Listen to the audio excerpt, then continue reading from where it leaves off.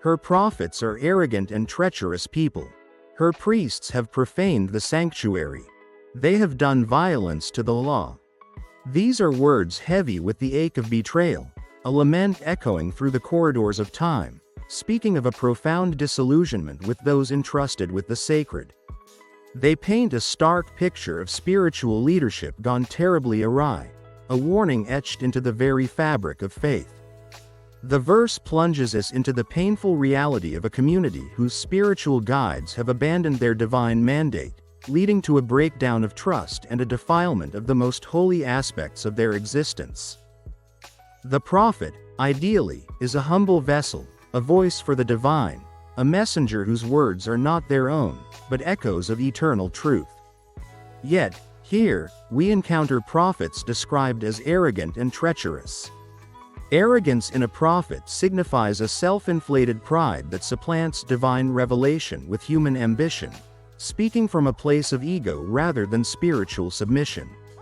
Treachery, too, poisons the wellspring of guidance, leading the flock astray for personal gain, betraying the sacred trust to shepherd souls towards righteousness.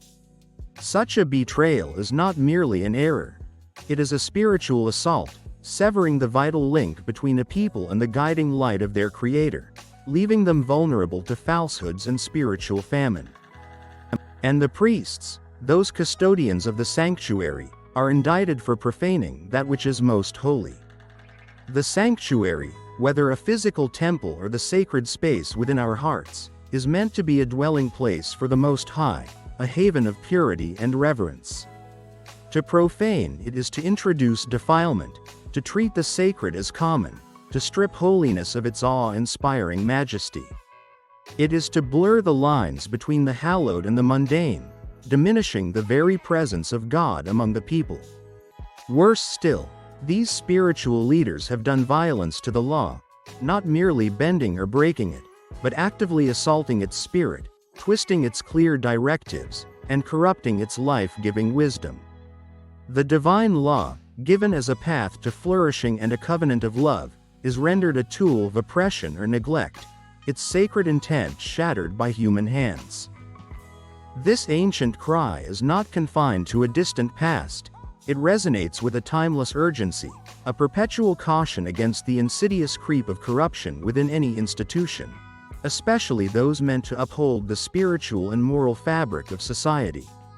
It reminds us that leadership, particularly spiritual leadership, is a sacred stewardship, demanding utmost humility, integrity, and an unwavering commitment to the divine will above all personal ambitions.